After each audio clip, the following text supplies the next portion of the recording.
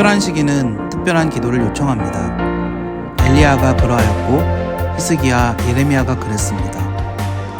그들은 개인과 나라의 영적 위기를 바라보면서 목숨 걸고 울부짖으며 기도하였습니다. 여러분, 지금은 우리가 바로 그렇게 기도할 때입니다.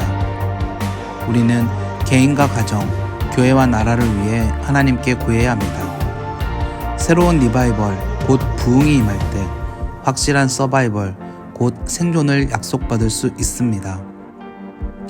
이러한 부분들에 대하여 이 책의 저자는 이런 일화와 주장을 들려줍니다. 하나님은 우리에게 구하라, 찾으라, 두드리라 라고 말씀하신다.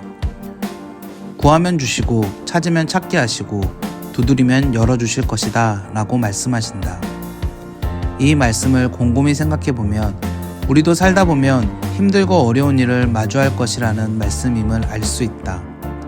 부족한 일, 잃어버리는 일, 그리고 삶의 문이 닫히는 것도 가만히 보면 하나님이 하시는 일이라는 것을 알 수 있다. 그렇다면 하나님은 우리에게 병 주고 약 주시는 분이란 말인가? 그렇다.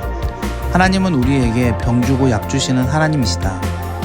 하나님은 왜 그런 일을 하는가? 그 이유는 단 하나, 하나님께 기도하라고 하시는 것이다. 어려운 일을 통하여 우리가 하나님께 기도하게 하시고 그 기도의 응답을 통하여 하나님의 살아계심과 역사하심을 경험하게 하시려는 것이다. 살아가는 동안 부족한 일이 생기는 것은 구하라 하시는 것이다. 잃어버린 일이 생기는 것은 찾으라 하시는 것이며 문이 닫히는 까닭은 두드리라 하시는 것이다. 살아가는 동안 이런저런 문제가 생기는 까닭은 하나님께 기도하라 하시는 것이다. 그러므로 어떠한 문제가 생기든지 우리는 하나님께 기도해야 한다. 기도하면 모든 문제를 풀고 해결할 수 있다. 힘들고 어려운 일이 생길 때 야곱과 같이 하나님께 매달려 기도하면 그것이 어떤 문제이든 다 해결된다. 힘들고 어려운 일이 있을 때 새벽 기도를 시작하라. 나를 작정하고 금식 기도를 시작하라. 철야 기도를 하나님께 드리라. 부르짖으면서 기도하라. 울면서 기도하라. 때를 쓰면서 기도하라. 힘들고 어려운 일이 있을 때 기도하는 사람에게 중보 기도를 부탁하라. 그리고 하나님께서 어떻게 역사하시며 어떻게 그 기도에 응답하시는가를 살펴보라. 고난이 올 때 사탄은 우리가 낙심하게 하고 하나님을 의심하게 하고 하나님이 우리를 포기하시고 버리셨다고 오해하게 한다. 그러나 힘들고 어려운 일이 생기는 것은 오히려 하나님께서 우리로 그분께 더 가까이 나오도록 하시는 것이다. 힘들고 어려운 일이 생기면 기도하라는 하나님의 사인인 줄로 알면 틀림없다. 보통의 경우 매일 새벽 기도회를 나가는 것은 쉬운 일이 아니다. 그러나 힘들고 어려운 일이 생길 때 새벽 기도회는 절대로 힘들고 어려운 일이 아니다.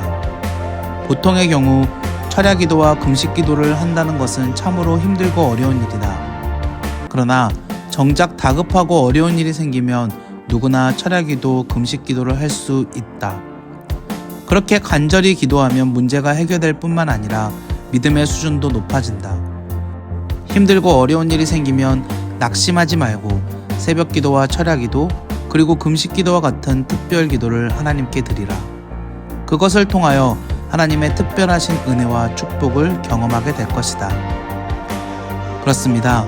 저자의 말처럼 우리는 삶의 여러 일들 앞에서 특별하게 하나님께 기도를 작정하고 기도함으로써 문제를 해결받고 더욱 믿음의 성숙을 누려야 합니다.